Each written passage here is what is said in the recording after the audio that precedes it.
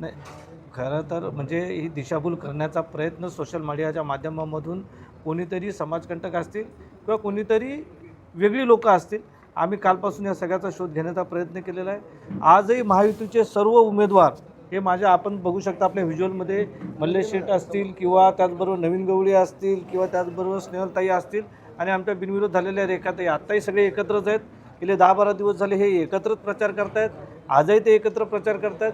त्यामुळे ज्यांना कुणाला तरी भीती वाटत असेल की बाबा आपण याच्यापासून आता हे पराभूत होतोय, अशा पराभूत मानसिकतेच्या लोकांनी कदाचित ही गोष्ट केली असेल. आम्ही पोलीस डिपार्टमेंटला आणि निवडणूक आयोगाला याची विनंती केलेली आहे की आपण याची सहनिशा करून चौकशी करावी आणि कोणी या पद्धतीने चुकीच्या पद्धतीने अशा पद्धतीचा की 2 धनुष्यबाण आणि 1 कपाट अशा पद्धतीचं चिन्ह टाकून त्या उमेदवारांचे फोटो टाकून त्या ठिकाणी असं करण्याचा प्रयत्न केला आहे, जेणेकरून की महायुतीचे जे उमेदवार आहेत भारतीय जनता पक्षाचे आणि शिवसेनेचे यांच्यामध्ये आपसामध्ये संघर्ष व्हावा, आपसामध्ये कुठंतरी त्यांच्यामध्ये विश्वासार्हतेबद्दल प्रश्नचिन्ह निर्माण व्हावं म्हणून हे सगळं केलं असावं.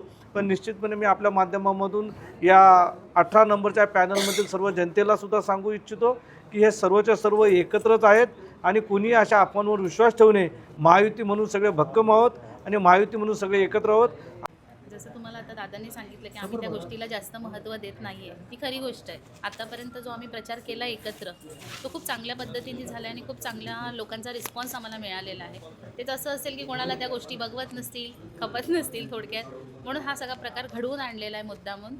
तर ह्याच्यासाठी मी तर म्हणेन की ह्याच्याकडे लक्ष न देता आपण आपलं काम सातत्याने करत राहू आणि नक्कीच आपल्या विजयाची वाट बघू. दुसरीकडे पाहिलं तर अशा पद्धतीने प्रचार तुमचा जो सुरू आहे, नेमका काय विश्वास आहे या प्रचारामध्ये? कारण तुम्ही आता म्हणालात बंडखोर शेवटी काय करू शकतात, हेच करू शकतात. कारण की ज्यांना समोरून नाही लढता येत ते पाठवूनच अशा काहीतरी गोष्टी करू शकतात. कसं बघा तो कोण आहे आम्हाला माहीत नाही समोर बघा. आणि आमचं ठरलं आहे भाजप सेना युतीचे ठरलं आहे आमचं. अशा फालतू लोकांशी आपल्याला घेणं देणं नाही आणि आम्ही 100% मोरेताईंना आम्ही निवडून आणणार आणि हे वाक्य विश्वासाने सांगतो आम्ही. याविषयी काय तुम्ही तक्रार वगैरे देण्याची प्रोसेस केली आहे का? नाही, आम्हालाच माहीत नाही कोण आहे तो. आम्ही त्या व्यक्तीला महत्त्व देत नाही. आम्ही फक्त टार्गेट आमचा उमेदवार निवडून यावं कसा येईल ते प्रयत्न करणार आम्ही.